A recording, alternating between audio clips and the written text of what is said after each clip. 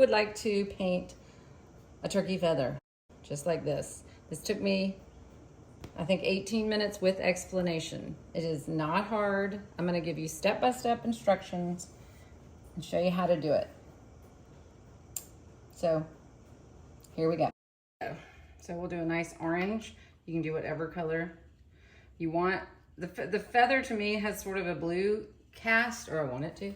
So I'm going to do this nice orangey yellow. It is Farrow and Ball Dutch orange. I'm going to mix on this palette. We are going to paint this turkey feather using only 3 colors and white. These golden acrylics. Phthalo blue, green shade. You know, I can't say it. Benzimidazolone, yellow medium, and quinacridone magenta. And then white for tinting. So I'm going to put all 3 of these out on my palette. This is actually an easy thing to paint and fun because it'll hopefully build your confidence and make you feel like you can paint anything. I'm going to put it in on this. This is a piece of paper. So I've got all the colors laid out. I've got some water over here, and I've got the photo, which I'm going to tape it up here so you can see it, so you can work along with me. Okay, also, as you know, if you've taken any of my color theory classes, I never use black. I use all 3 of these mixed together very close to evenly, and that makes a very deep neutral, which acts like a black. But here's how we're gonna start. I'm gonna start with an off-white kind of color, because really in the world, like, even look how different this white is compared to this white. There's very rarely pure white. Even a piece of paper has a little tint to it. Even look how different the paper towel is. It's got a little yellow to it. And then with different shadows, whites always look different. So I'm gonna make a very pale neutral with just a touch of all 3 of these. The blue goes super far.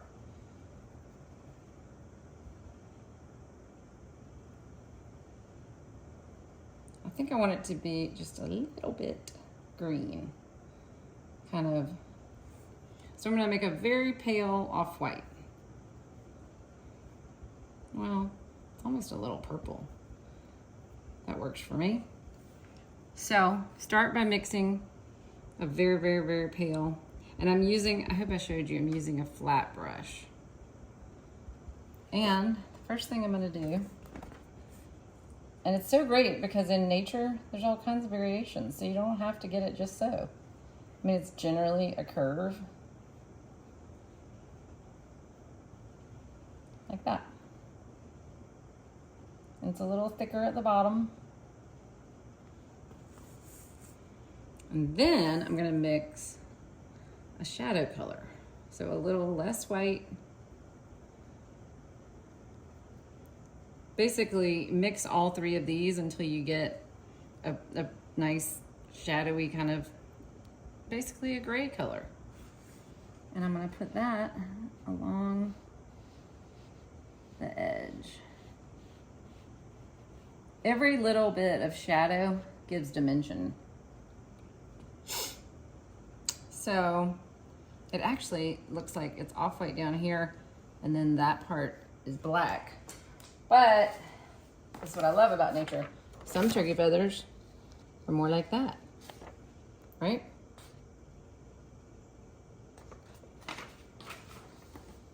So we'll use this.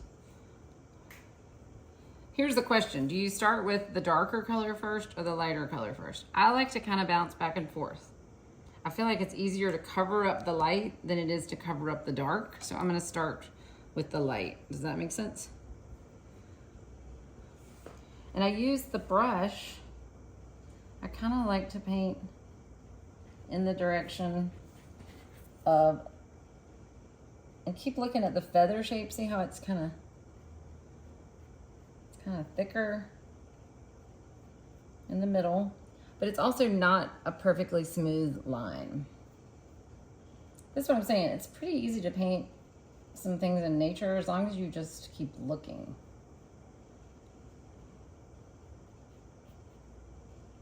And then come around the other side and just keep an eye on it, because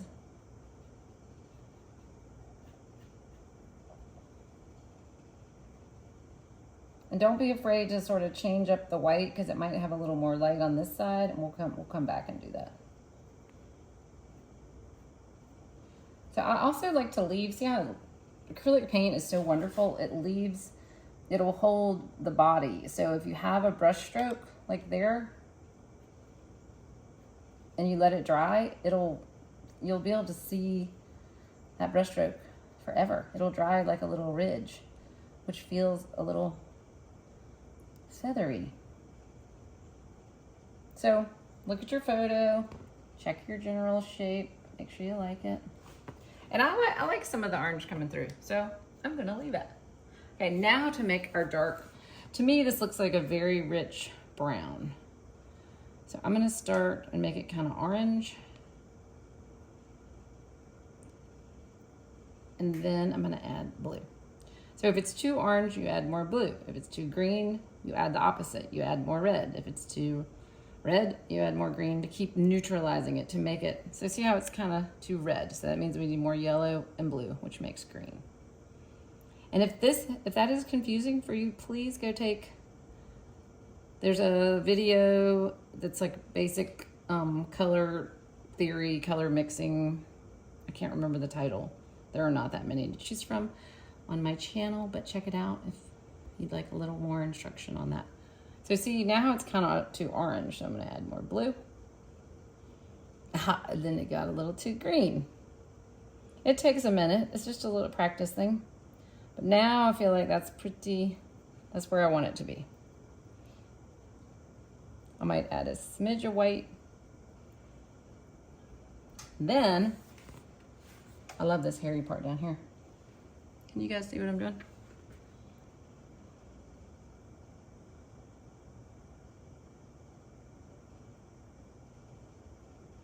So I'm just leaving some white to be the stripes.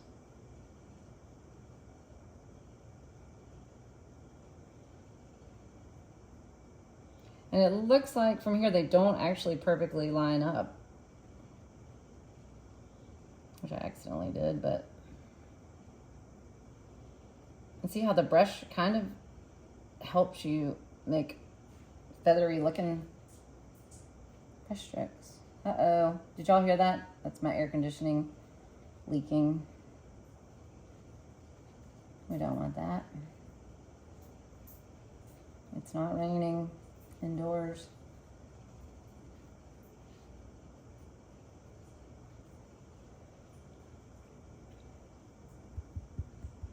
And then I like this hairy kind of crazy part. So what I like to do is really flatten my brush or get a super thin brush. We might need to get a thin brush.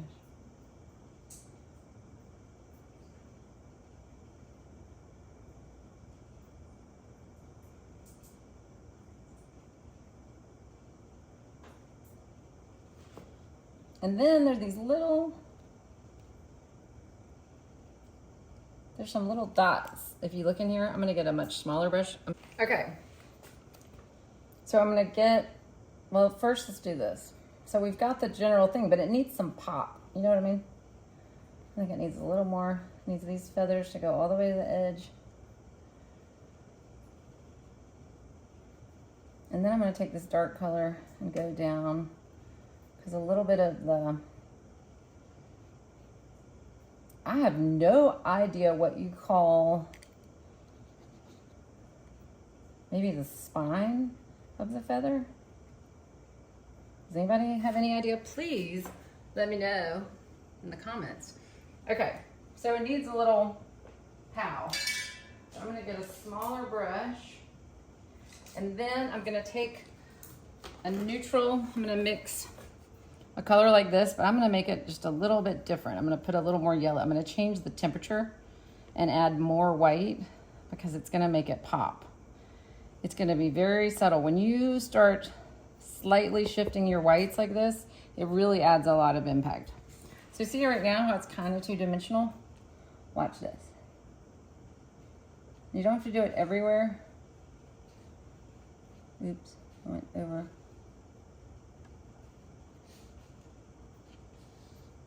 You can do it down here. But see how that sort of made it jump out? Like maybe the light's more on this side. But I'm gonna do a little more over here. I'm just gonna do it on the outside.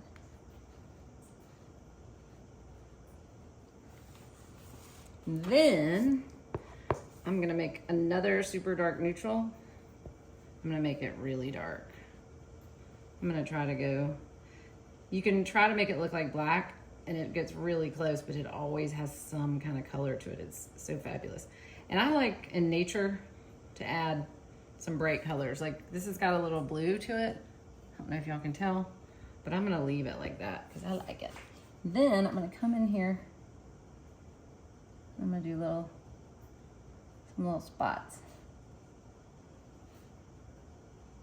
And see how that dark blue just kind of gave it, and you can also maybe do it a little towards the center.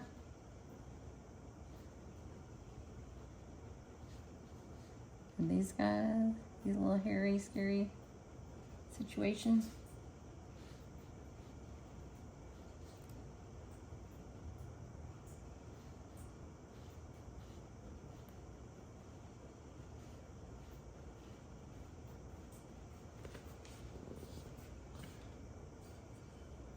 And then I'm gonna come back in and still give it some even brighter pops because, you know, the light, the sun, the direct light might fall right on it.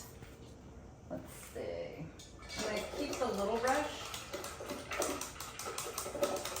So if you start off with using much more neutral whites, like these two, when you add in closer to white, you're gonna get that much more pop.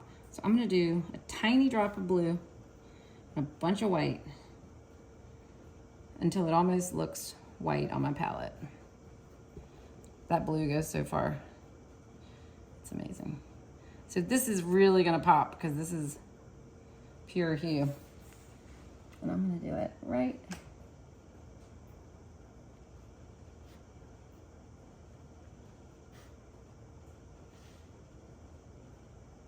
not everywhere.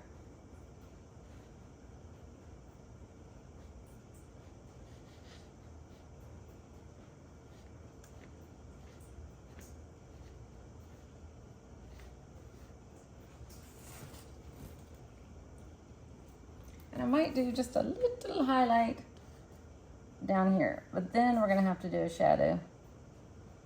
My art teacher always told me that if you don't know where the light's coming from, imagine it's coming from the upper left.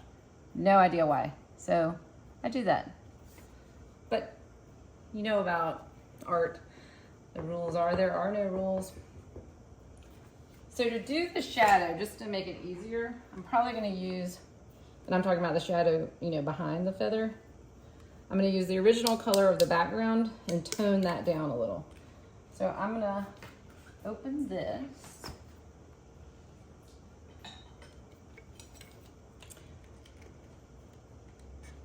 It's not the right tool, is it? Well, still works. So I'm gonna get a little bit of this on my palette. I don't wanna contaminate, I don't wanna change the color in the jar. Can you see that?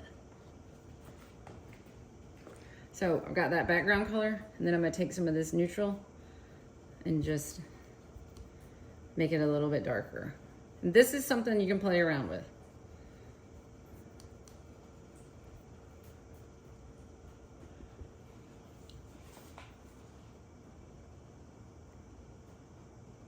And I like to start, I like to imagine it's kind of bowed.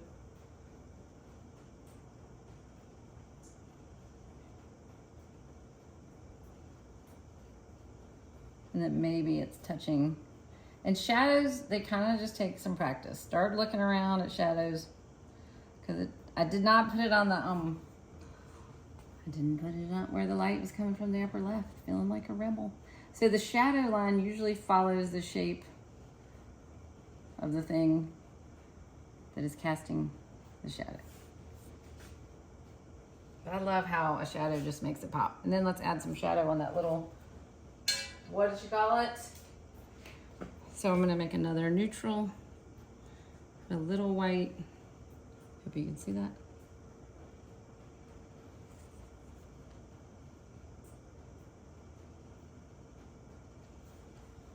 And then you can take that, remember that bright red color? This is gonna be cool. I don't know if you can see, but on here, there are little stripes along the spine. Little teeny details like this add so much.